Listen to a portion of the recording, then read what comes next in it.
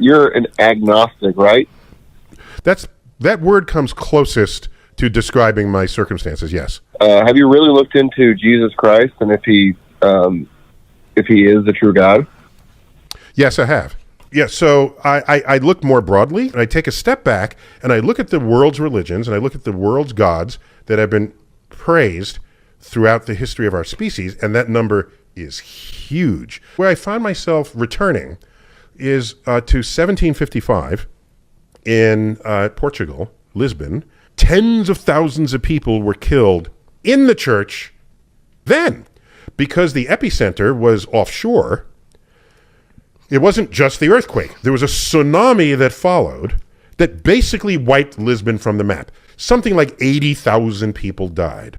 If there is a God, that God is either not all-powerful or not all good. So there's no good answer to that, other than the repeated one, which is God works in mysterious ways. So I step back and I see this, and all I can say is I remain unconvinced that there's any kind of divine power at work anywhere in the universe. Neil claims he's looked into Jesus, but points to one incident in 1755 when Lisbon was wiped out by earthquake and tsunami as proof that if God exists, he can't be all good or all powerful because innocent people suffered.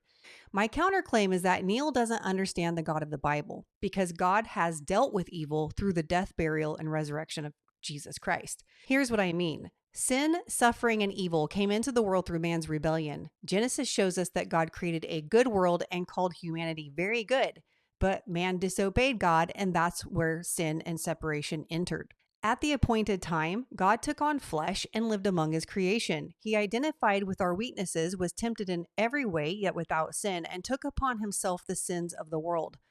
On the cross, he defeated death, hell, and the grave. So yes, God's ways are mysterious, but that's not an excuse for evil. It's a reminder that his ways are just higher than ours. The truth is, man is the reason bad things happen in the world. We live in a fallen world because of man's sin. Jesus is the reason sin and suffering will one day come to an end. So no, I don't think Christians are confused about who God is. I think we know who he is. And the question is, does Neil know who God is? Because if he truly studied Jesus, he'd realize Christianity is the only worldview and world religion where God came to redeem his creation because we allowed evil into the world and we could not save ourselves.